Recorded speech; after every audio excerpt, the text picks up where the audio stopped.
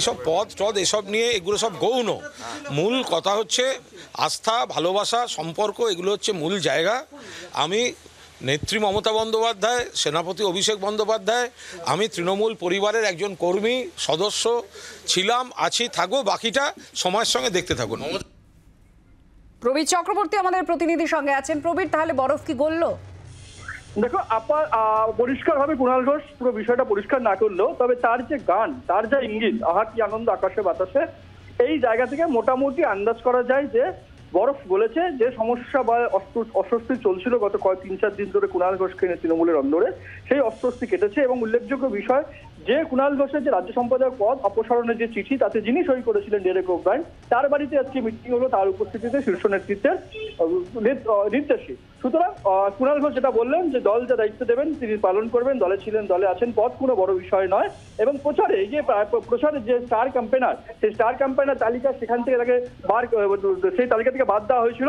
এবং কুণাল ঘোষও বললেন দল যেখানে প্রচারে পাঠাবেন তিনি প্রচারে যাবেন। অর্থাৎ সুতরাং বলা যায় যে গত কয়েকদিন ধরে যে অস্বস্তি তৈরি হয়েছিল তৃণমূলের অন্দরে কুণাল ঘোষকে নিয়ে, বা কুণাল ঘোষের যে ক্ষোভ অভিমান যে সামনে এসেছিল, সেটা আপাতত মিটলো বলেই মনে করা হচ্ছে আজকের এই বৈঠকের পর।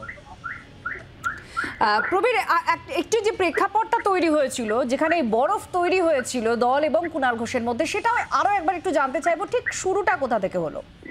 দেখো, একদিন ছুটির দিন, মে দিবসের ছুটির দিন দেখা গেছিল যে রক্তদান শিবিরে কুণাল ঘোষ, পাশে বসে রয়েছেন বিজেপির উত্তর কলকাতা প্রার্থী তাপস রায়। শুধু সেই ছবিটাই নয়, মঞ্চে এবং তারপরে তাপস রায় সম্পর্কে ঢালাও প্রশংসা কুণাল ঘোষের।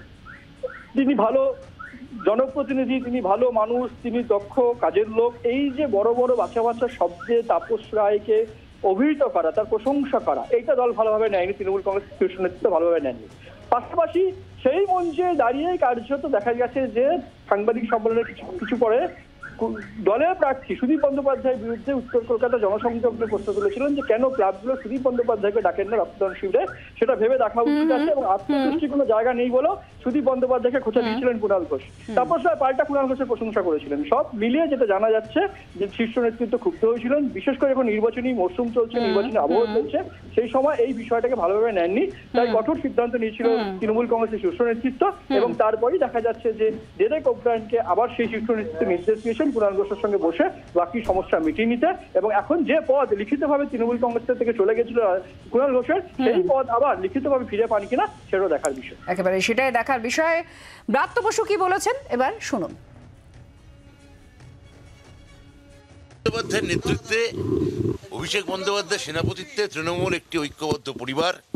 এই নির্বাচনে আমরা দারুণ রেজাল্ট করব, তার রণকৌশল ঠিক করতে আমরা এখানে এসেছিলাম। বাংলার আওয়াজ, বাঙালির আবেগ, জি 24 ঘন্টা।